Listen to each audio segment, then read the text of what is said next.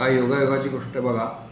आज महाशिवरात्र आहे आणि आपलं बरोबर सतीचं आख्यान म्हणजे भगवान शिव आणि पार्वती देवींचा आधीचा अवतार सतीदेवी हे आख्यान आलेलं आहे. तर हे काही सामान्य योगायोग नसतात, म्हणजे आपण असं काही ठरवून हे घेतलं नाही. आपला जसा वर्ग सुरू झाला तशा क्रमात हे बरोबर आज महाशिवरात्रीला यावं, हा पण एक चांगला योगायोग आहे आपल्या सगळ्यांकरता. मागच्याला आपण पाहिलं की कपिल भगवंतांनी आपल्या मातेला उपदेश केला. तो जो सगळा उपदेश आहे सांख्यशास्त्राचा, ती कपिलगीता म्हणून ओळखली जाते. त्यामध्ये पण सगळा तत्त्वज्ञानाचा भाग आहे. आता ही जी कथा येते तर ती कथा जशी ब्रह्मांडाची रचना होत गेली, सृष्टी रचना पुढे पुढे पुढे पुढे होत गेली, तशा पद्धतीनं पुढे पुढे कोणकोणत्या घटना घडत गेल्या तर त्या या कथेमध्ये आलेल्या. आता ही कथा केव्हा घडली असं सांगतात तर ज्या वेळेला पृथ्वीवरती रामांचा अवतार सुरू आहे. इथे तो संदर्भ आलेला नाही आहे, दुसऱ्या पुराणांचा संदर्भ घेऊन मी तुम्हाला सांगतोय. इथे राम अवतार सुरू आहे आणि भगवान श्रीराम सीता मातोश्रींना रावणाने पळवून दिले आणि तिला शोधण्याकरता म्हणून फिरतायत इकडे तिकडे. तर त्यावेळेला जो भगवान शिव आणि माता सती यांच्यामधला संवाद आहे त्यावेळेची ही कथा आहे. त्याच्या आधी काय घडलं, कारण एखादी गोष्ट जेव्हा घडते तर त्याला काहीतरी एक ज्याला म्हणतो आपण त्याची मुळं कुठेतरी खोलवर रुजलेली असतात. म्हणजे मी नेहमी सांगतो हे उदाहरण की आपल्याला जे दिसतं दृश्य स्वरूपामध्ये ते स्थूलामध्ये दिसतं आणि ह्या सगळ्या सृष्टीचं कार्य हे सूक्ष्मामध्ये चाललेलं असतं. व्यवहारातलं उदाहरण सांगतो. हार्ट अटॅक संबंधात आपण सगळ्यांनी ऐकलेलं आहे. असं होतं का हो कधी की रात्री झोपला, रात्रीत ती सगळी व्हेन चोकअप झाली आणि दुसऱ्या दिवशी हार्ट अटॅक आला? तसं होत नाही.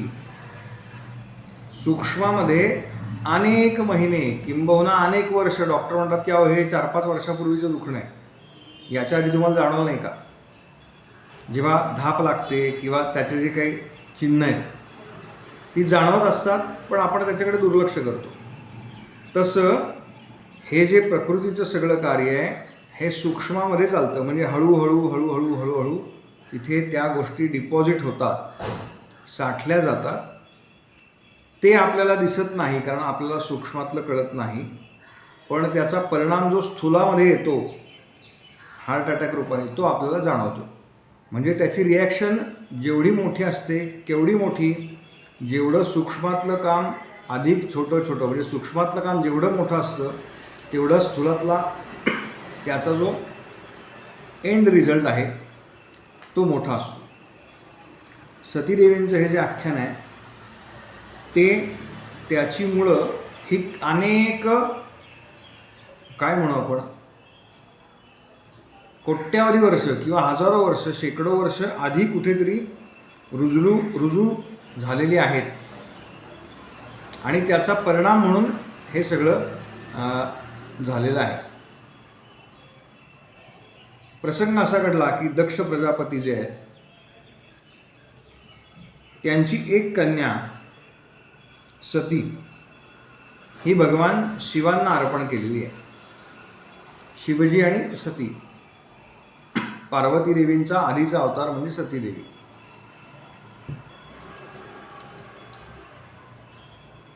त्यांचा विवाह दक्षांनी लावून दिला आणि एका यज्ञाचं आयोजन दक्षांनी केलं होतं. हा सगळा जो संवाद आहे हा मैत्रेय ऋषी आणि विदुर यांच्या संवादातून आपल्याला भागवतामध्ये पाहायला मिळतो.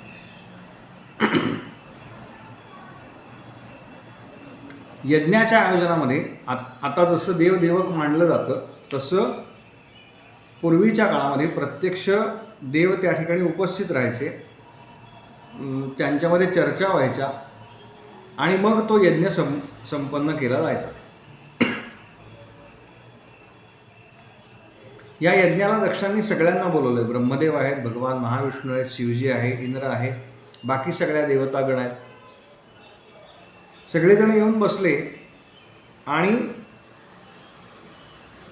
त्या यज्ञाच्या आयोजनाची जी मीटिंग आहे, एकत्रीकरण आहे, त्याला दक्ष प्रजापती उशिराने आले. आता दक्ष प्रजापती उशिरा आले. आता ते अध्यक्ष आहेत, त्यांच्याकडे कार्यक्रम ठरला आहे, त्यामुळे ते मुख्य आहेत, पण तेच उशिरा आले. पण त्यांचा मान असा आहे की त्यांना मान देण्याकरता बाकी सगळेजण उभे राहिले. कोण कोण उभं राहिलेलं नाही आहे तर भगवान महाविष्णू उभे राहिलेले नाही आहेत. याचं कारण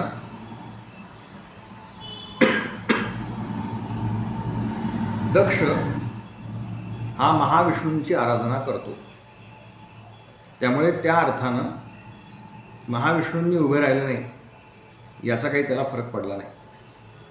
ब्रह्मदेव उभे राहिले नाही, कारण ब्रह्मदेव जगतपिता आहेत, ज्यांच्यामुळे हे सगळं पुढचं सृष्टी निर्माण झाली ते ब्रह्मदेव आहेत. त्याच्यामुळे ब्रह्मदेव उभे राहिले नाहीत, याचंही त्याला काही वाईट वाटलं नाही. पण शिवजीसुद्धा उभे राहिले नाही.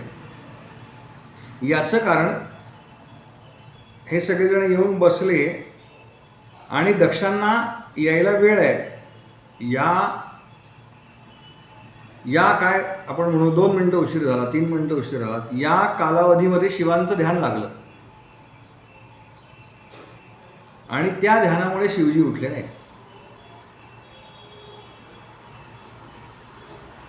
शिवजी उठले नाहीत याचा दक्षाला राग आलाय. कारण काहीही झालं तरी हा माझा जावई आहे, तेव्हा सासरा आला म्हटल्यानंतर जावयानं उठून उभं राहायला पाहिजे, ही जनरीत आहे.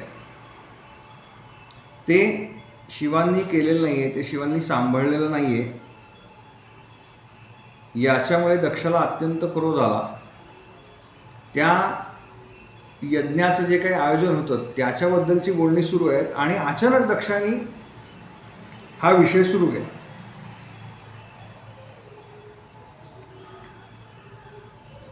म्हणाला की अरे शिष्टाचार काय सांगतो, तुम्ही सगळेजण देव जमलेला आहात, माझं काही कोणाशी वैर आहे, द्वेष आहे किंवा असं काही नाही भावना, पण शिष्टाचार काय सांगतो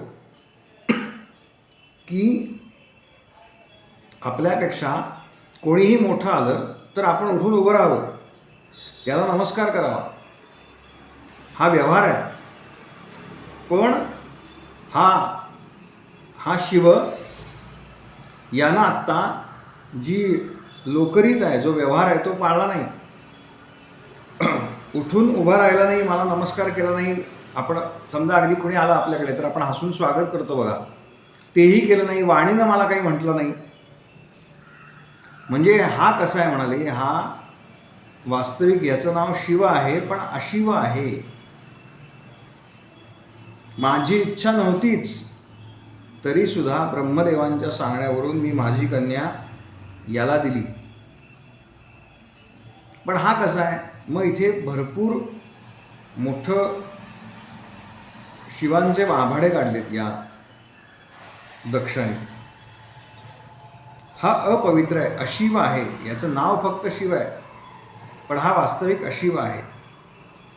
राहतो कुठे तर स्मशानामध्ये राहतो. मित्र कोण आहेत याचे तर भूत प्रेत पिशाच हे सगळे याचे गण आहेत. अंगाला काय फासतो म्हणाले तर चितेवरची राख फासतो, भस्म फासतो. गळ्यामध्ये त्या मुंक्यांच्या माळा घालतो. वास्तविक माझ्या मनामध्ये नव्हतंच. हा तमोगुणी आहे, आचारहीन आहे.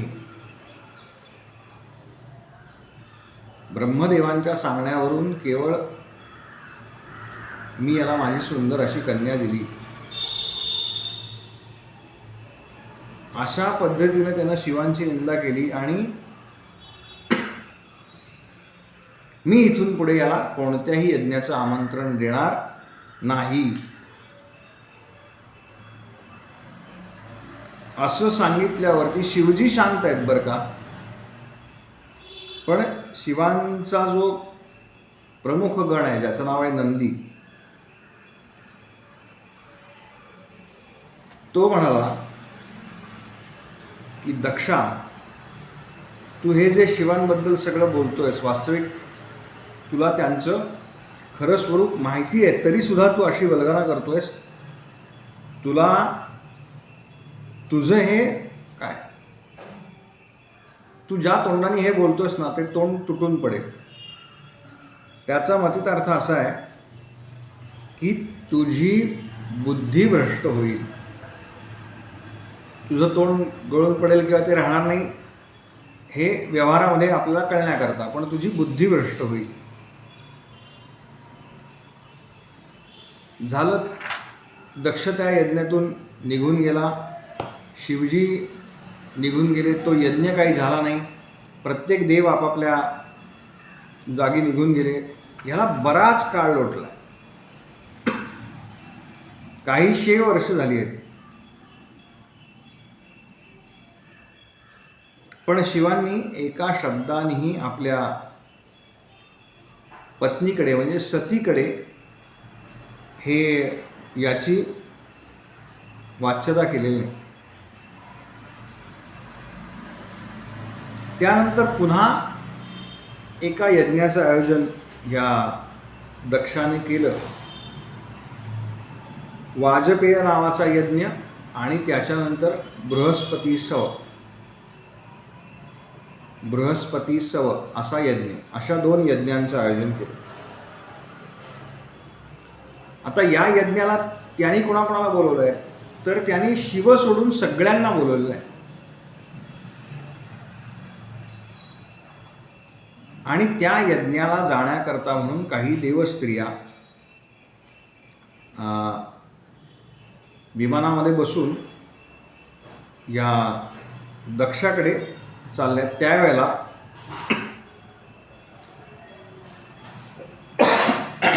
कैलासावरून जाणारी जी विमानं होती त्या कैलासावरून जाणाऱ्या विमानांनी पाहिलं की सती अजून इथेच आहे, तिचं आवरलेलं नाही. तेव्हा ती विमानं थांबली, खाली घेतली आणि सतीला एका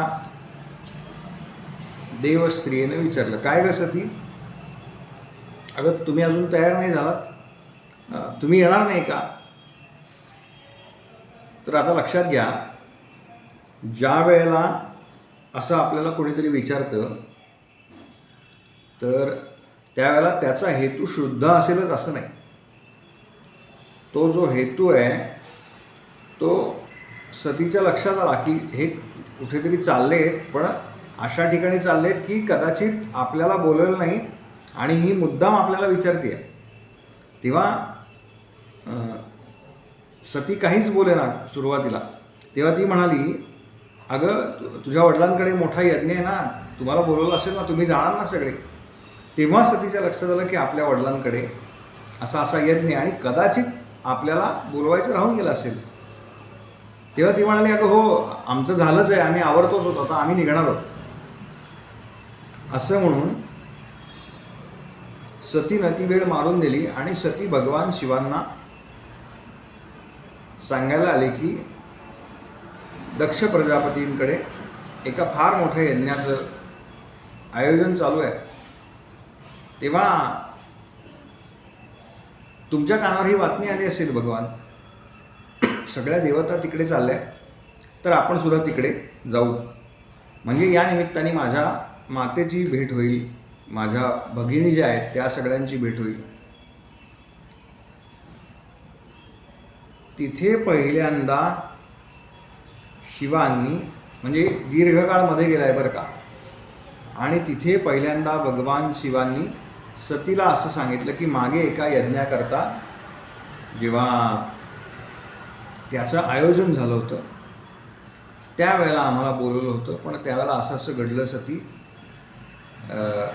तुझ्या वडिलांनी माझा अवमान केला तेव्हा मला असं वाटतं की ज्या ठिकाणी आपला अवमान होतो त्या ठिकाणी जाणं योग्य नाही.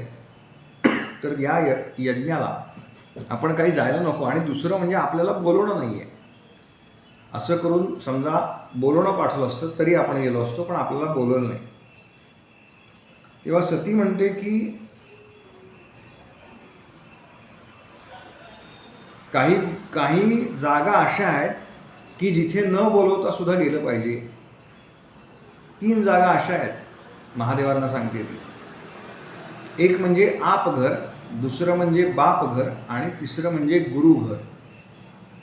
ह्या 3 जागा अशा आहेत म्हणाले की जिथे न बोलवता सुद्धा गेलं पाहिजे. एखादा कार्यक्रम आहे असं आपल्याला कळलं, आपघर म्हणजे आपल्या स्वतःचं घर.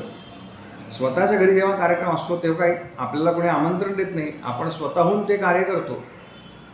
सगळ्या कार्यामध्ये आपण झोकून देऊन काम करतो. दुसरं म्हणजे वडिलांचं घर. वडिलांकडे काही कार्यक्रम आहे, भावाकडे काही कार्यक्रम आहे, तर त्यांनी बोलवावं ही अपेक्षा नाही आपली.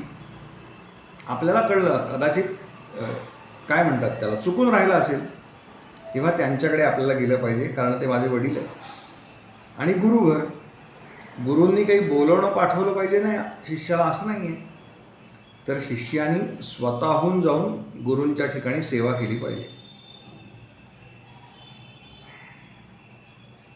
अशा प्रकाराने सती शिवांना समजावतीये. तेव्हा शिव म्हणाले, सती तू म्हणतेस हे सगळं बरोबर आहे, पण माझा तिथे अवमान झालेला आहे, त्याच्यामुळे मी काही तिथे येऊ शकणार नाही. आधी थांबवण्याचा प्रयत्न केला आहे शिवांनी सतीला, पण एकूण लक्षात आलं की ही काही आता आपलं ऐकणार नाही आणि पुढे काय होणार आहे याची शिवांना कल्पना असल्यामुळे शिवांनी तिला जाण्याची परवानगी दिली आणि तिच्याबरोबर आपले काही गण पाठवले.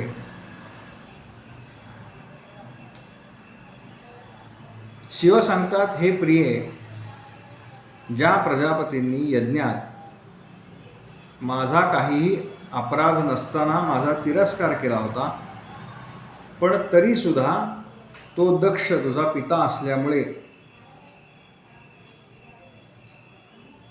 तू त्याच्या यज्ञामध्ये जाऊ शकतेस, पण मी काही तिथे येणार नाही.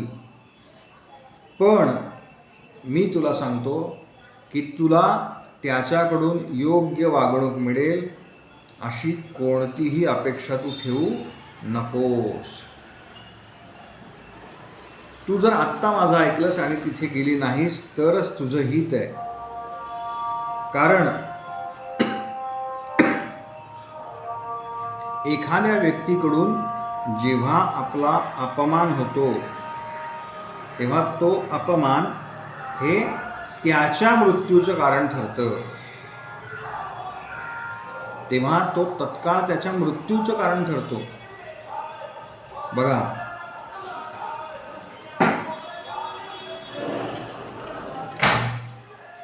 म्हणजे शिवांनी सतीला दोन्ही अर्थाने समजावून सांगितलेलं आहे, पण तिच्या काही लक्षात आलं नाही. तिच्या मनामध्ये असं काही होईल याची काय सुताराम शक्यता नाही. शिवांचे गण बरोबर घेतले, नंदी बरोबर आहे, बाकी गण सगळे बरोबर आहेत. आणि ही सती जिथे यज्ञ चालू आहे आपल्या वडिलांकडे गेली. पाहिलं तर सगळा मोठा यज्ञमंडप मांडला आहे.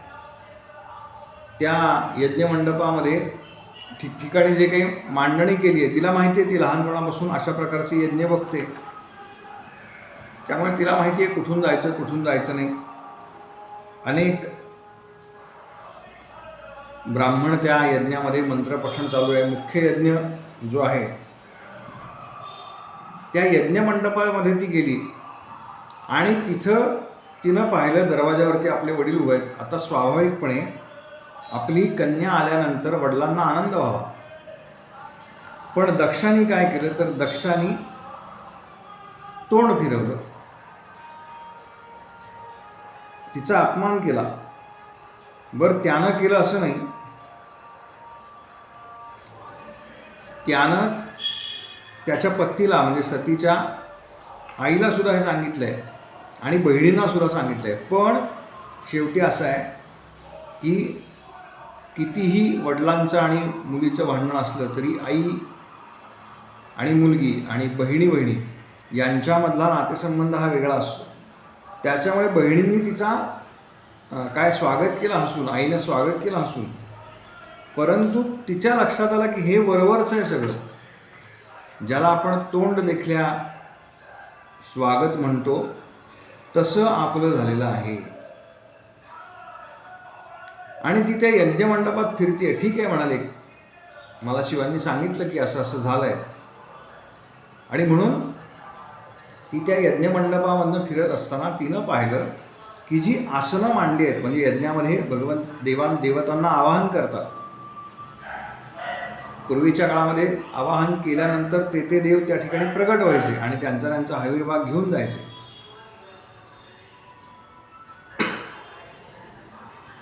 तेव्हा तिच्या लक्षात आलं की भगवान विष्णूंकरता आसन मांडलेलं आहे, ब्रह्मदेवांकरता आसन मांडलेलं आहे, इतर देवतांकरता आसन मांडलं आहे, पण शिवांकरता कोणतंही आसन मांडलेलं नाही.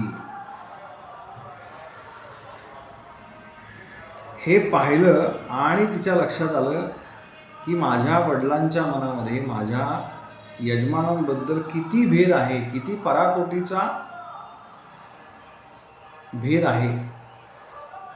आणि तेव्हा ती सगळ्यांच्या समक्ष गेली आणि तिनं पित्याची निर्वत्सना केली. ती वडिलांना म्हणते की बाबा, या संसारामध्ये भगवान शिवांपेक्षा कोणताही देव मोठा नाही. याचं कारण सर्वजण जो देह धारण करतात त्या देहाचा आत्मा कोण आहे, तर ते साक्षात शिव आहे. त्यांचं कोणाशीच वैर नाही, कारण ते सगळ्यांकडे समदृष्टीनं पाहतात, कारण ते सर्वांच्या अंतर्यामी आहेत. सर्वांच्यामध्ये स्वरूपबोध नावाचं जी गोष्ट आहे ती कोण आहे, तर ते साक्षात शिव आहेत. आणि तुम्ही अशा शिवांचा अवमान केलात.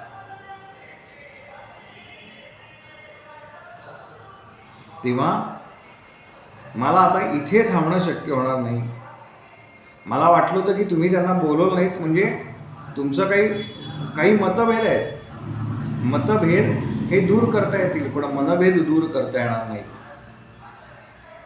तेव्हा आता मी परत जाते. असा विचार करून जेव्हा ती बोलतीये तेव्हा तिच्या लक्षात आलं की अरे, मी जर इथून परत गेले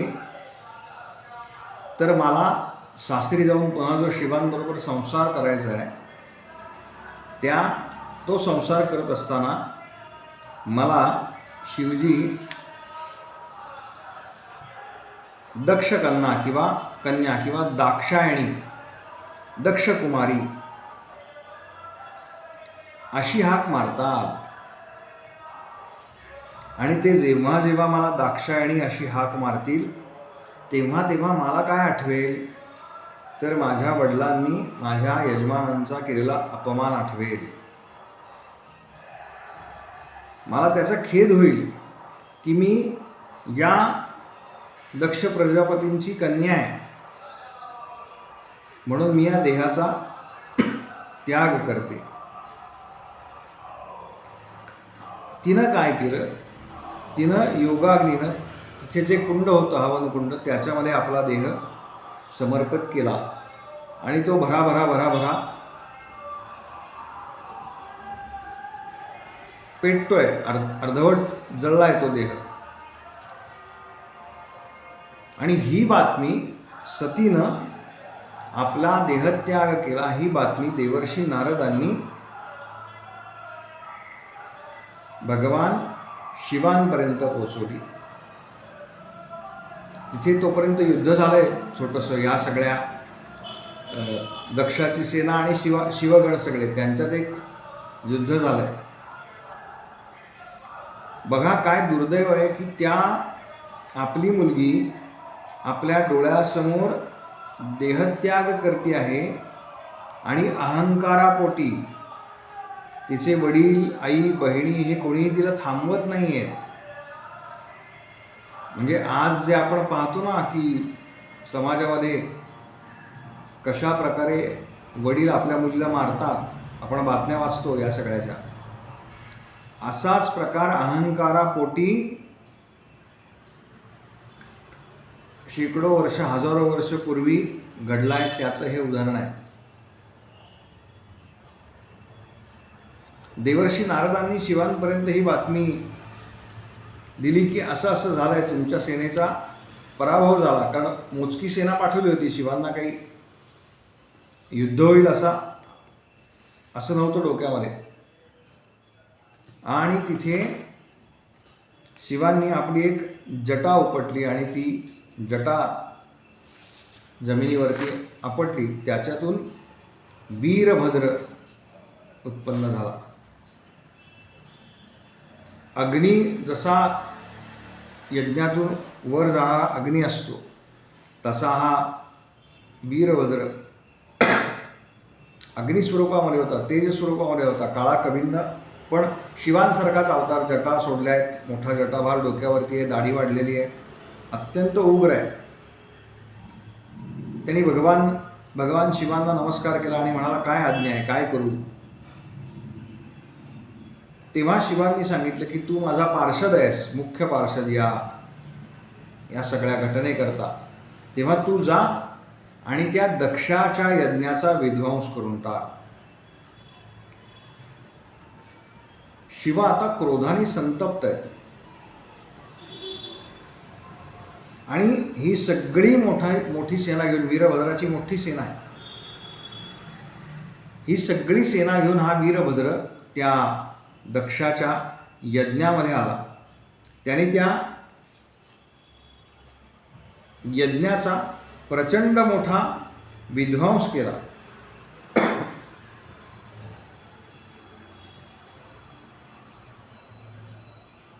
त्याच्याबरोबरचे जे कोण सैनिक आहेत किंवा शिवांचे पार्षद आहेत, त्यांची नावं आहेत भागवतामध्ये.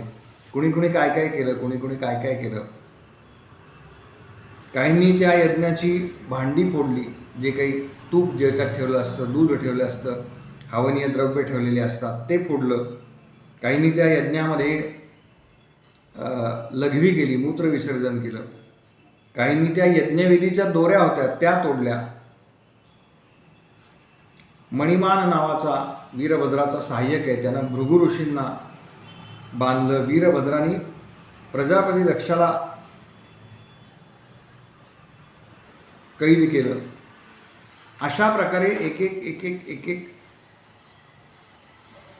भृगुमुनी जे होते, भृगु ऋषी, त्यांच्या हातामध्ये ती यज्ञाची स्रुवा होती, म्हणजे पळी. ते त्याच्यातून ते हवनीय द्रव्य त्या यज्ञामध्ये टाकत होते. त्यांच्या दाढी मिशा उपटल्या असा उल्लेख आहे. कशी विटंबना केली याचा उल्लेख आहे मुद्दाम. याचं कारण त्यांनी ज्या वेळेला भगवान शिवांचा अवमान झाला आहे मागच्या वेळेला, तेव्हा कशा कशा पद्धतीनं प्रतिक्रिया दिलेल्या आहेत, तशा तशा शिक्षा त्यांना मिळालेल्या आहेत.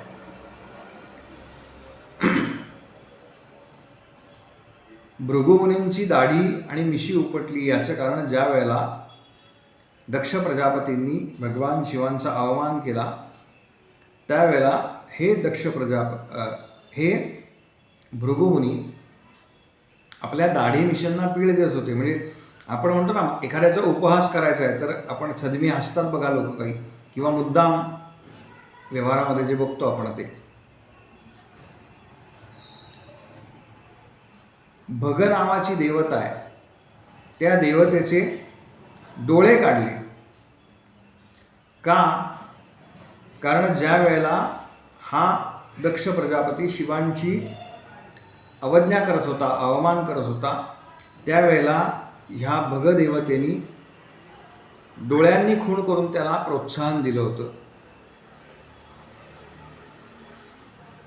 पूष नावाची देवता आहे. आजसुद्धा यज्ञामध्ये ह्या देवतांचं आवाहन केलं जातं वेगवेगळ्या यज्ञात. त्यातली पुष नावाची जी देवता आहे, त्याला जो नैवेद्य दाखवतात आजसुद्धा, तो कुठून बारीक केलेला असतो. का? तर ह्या पुषदेवतेचे दात या यज्ञामध्ये पाडलेले आहेत. तेव्हापासून पुषदेवतेला दात नाहीत. म्हणून त्याला जो नैवेद्य दाखवतात तो कुटून ठेवतात, कुटून बारीक करतात. बघा, तुमच्या ओळखीचे कोणीतरी गुरुजी असतील तर त्यांना विचारा, किंवा कधी तुम्ही केला असेल काही होम हवन यज्ञ, तर त्याच्या वेळेला तुम्हाला हे सांगितलं असेल. याचं कारण जेव्हा दक्षानं महादेवांना तो अपमानास्पद बोलला त्यावेळेला हे पुषदेव दात काढून हसत होते असा उल्लेख आहे.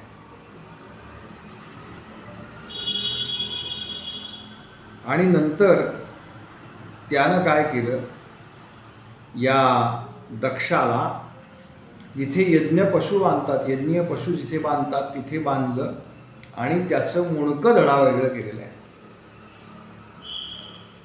ते धडा वेगळं केल्यानंतर होतं असं की यज्ञ पशु जिथे बांधला जातो तिथून त्याचं जे मुणकं आहे ते त्या यज्ञामध्ये पडतं, म्हणजे ते जळून राख होतं.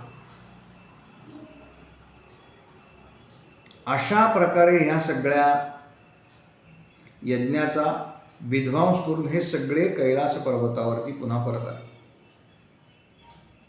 एवढा मोठा विध्वंस करून सुद्धा एक गोष्ट राहिली आहे, ते म्हणजे यज्ञाचा आरंभ झाला आहे पण यज्ञ अर्धवट राहिला आहे. कोणताही यज्ञ सुरू केलेला हा अर्धवट राहून चालत नाही, त्याचे दोष सगळ्या ब्रह्मांडाला भोगावे लागतात. म्हणून ब्रह्मदेव आणि भगवान महाविष्णू हे शिवांकडे गेले आणि शिवांना सांगितले की तुमच्यामधलं जे काही आहे भांडण हे झालं आहे आता, पण तो यज्ञ अर्धवट राहिला आहे. तेव्हा तुम्ही आल्याशिवाय तो यज्ञ पूर्ण होणार नाही. तेव्हा तुम्ही त्या ठिकाणी या आणि तो यज्ञ पूर्ण होण्याच्या दृष्टीनं जे काही करता येईल ते करा.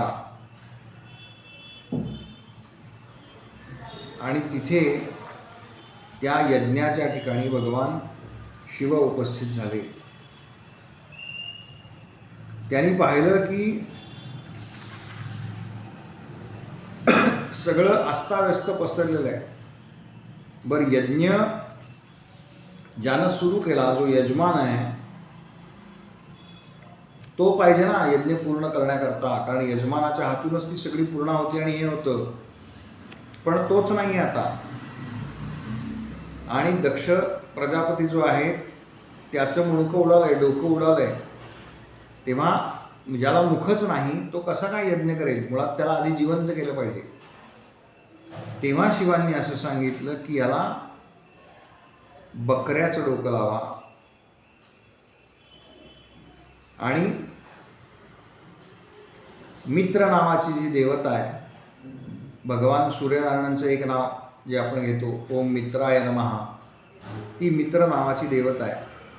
ह्या मित्र नावाच्या देवतेच्या डोळ्यांनी भगदेव जे आहेत त्या यज्ञाचे ते हा यज्ञ पाहतील आणि त्यांच्याकडून या यज्ञाची पूर्तता करून घेतली जाईल.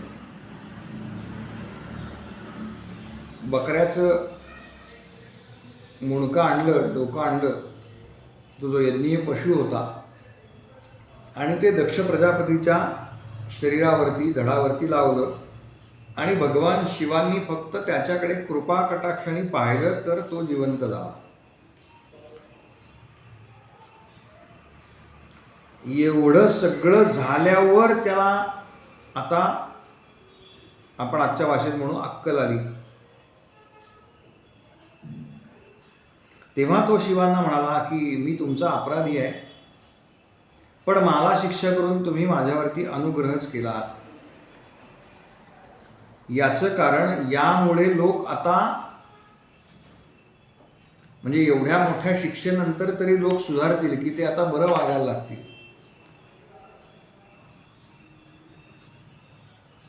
इथून पुढे तरी जेव्हा कोणी विचार करेल शिवांचा अवमान करण्याचा, तेव्हा त्याला ही कथा आठवून ते धाडस करणार नाही.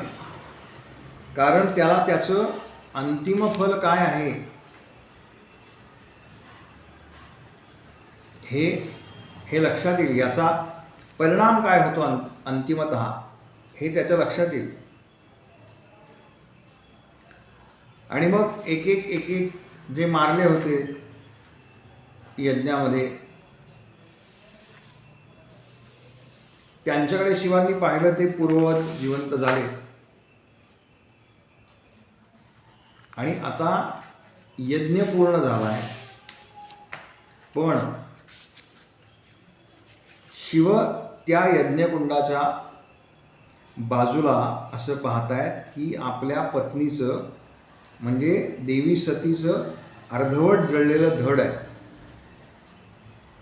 ते शिवांनी उचललं आहे. आणि इतके आतून शिवांना त्रास झाला या सगळ्या गोष्टीचा, ते घेऊन ते आता कैलासावरती निघालेले आहेत. आणि इतकं दुःख झालं, तांडव जे केलं आहे शिवांनी उग्ररूप धारण करून, ते इथे केलेलं आहे असा उल्लेख आहे. म्हणजे ह्या प्रसंगामध्ये ते अर्धवट जळलेलं शरीर घेऊन शिव अस्वस्थ आहेत, छातीला लावतायत, कवटाळतायत. तो खरं तर त्याच्यामध्ये प्राण नाही आहे, पण तरीसुद्धा त्या म्हणजे शिव हे साक्षात आत्मतत्व असून सुद्धा त्यांना हे माहिती आहे की देह नश्वर आहे, तरीसुद्धा त्या देहाच्या बद्दल त्यांना आसक्ती उत्पन्न झालेली आहे. तिथे असं सांगतात की त्यांचा तो मोह नष्ट व्हावा म्हणून भगवान महाविष्णूंनी आपलं सुदर्शन चक्र सोडलं, त्या देहाचे 108 तुकडे केले आणि ते वेगवेगळ्या ठिकाणी पडले. ते ज्या ज्या ठिकाणी पडले त्या त्या ठिकाणी देवीचं काय म्हणतात ठाणं, देवीचं ठाणं निर्माण झालं. म्हणजे आज जे आपण सगळी 51 शक्तिपीठं म्हणतो, ती 51 शक्तिपीठं ही या काळामध्ये निर्माण झालेली आहेत. काही ठिकाणी 51 शक्तिपीठांचा उल्लेख आहे, काही ठिकाणी 108 आहे. संपूर्ण भारतवर्षामध्ये म्हणजे आत्ता आपण जो भारत आहे तो पकडू नका, हे संपूर्ण एकत्रच होतं. सगळा भूभाग जो आहे तो एकत्रच होता. मग जिथे हृदय पडलं देवीचं तिथे ते ललिता देवी नावाने ती प्रसिद्ध झाली. जिथे योनीचा भाग पडला ती कामाख्या देवी म्हणून प्रसिद्ध झाली. अशा पद्धतीने ही जी नावं आहेत ती सुद्धा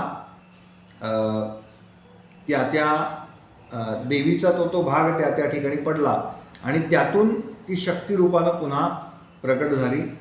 ह्यातली 3.5 शक्तिपीठं महाराष्ट्रामध्ये आहेत.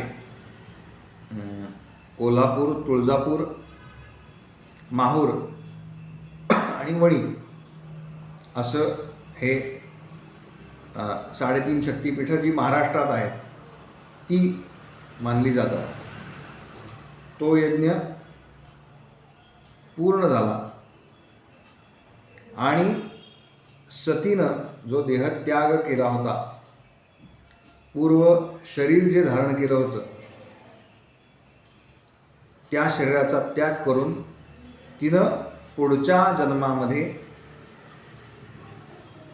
हिमालय आणि मेना यांच्या पोटी पार्वती म्हणून अवतार घेतला. आणि आता आपण जे शिवपार्वती जी जोडी पाहतो ती पार्वती म्हणजेच सतीचा पुढचा जन्म आहे. आणि हे मी कोणाकडनं ऐकलं तर शिवांचं हे चरित्र जे आहे ते मी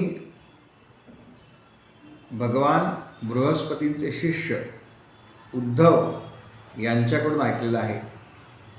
ते मी तुला सांगितलं. जो प्रत्येक चरित्रानंतर छोटी छोटी फलश्रुती आहे भागवतामध्ये. हे महादेवांचं चरित्र जो ऐकतो, सांगतो आणि भक्तिभावानं श्रवण करतो, त्याचं काय होतं तर त्याचं पूर्वजन्मीचं जे सगळं पाप आहे ते नाहीसं होतं, ते जळून जातं. पापराशींचा नाश करणारं, दाह करणारं असं हे शिव आणि सतीचं आख्यान आहे. हरये नमः, हरये नमः, हरये नमः.